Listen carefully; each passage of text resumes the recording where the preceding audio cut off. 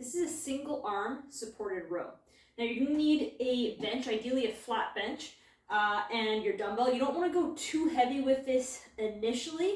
We're really trying to focus on recruiting that lat and getting it through a full range of motion. So pay attention to the setup here. So you want to make sure that your posted hand is below your shoulder and that our hips can be level here. Now, depending on how big the bench is, how tall you are as well, will kind of dictate that. So for me, about here is ideal, and I'm able to have that foot slightly back, a little bend in my knee, and my hips are level here. So I want to, like I said, hands below that shoulder. I'm actively pressing that bench away. That's helping protract my shoulder blades on my rib cage, which is keeping it nice and stacked.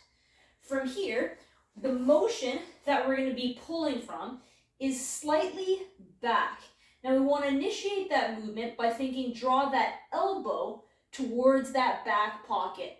We also want to make sure that we're starting all the way extended out. I'm not sagging down or anything like that, but I've got a little bit of a reach down as well, pulling that elbow back, okay?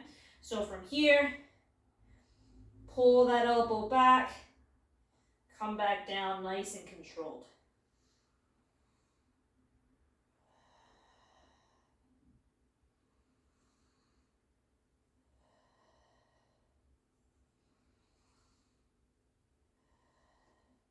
Couple of things that we want to make sure of is that as we're pressing through the bench, we're not over pressing to the point that we're rounding and our sternum kind of points back. So my sternum, that kind of chest plate, we want it to point straight down.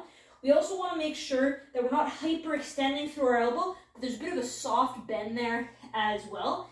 And the last piece is that we want to make sure, like I said, with that elbow pulling back, some people commonly start the row by kind of bringing that shoulder blade back. We don't want that here. We want to get that lat and the whole back musculature to work as smoothly as possible. And when we lead by kind of retracting that shoulder blade, we actually prevent that lat from working through a full range of motion.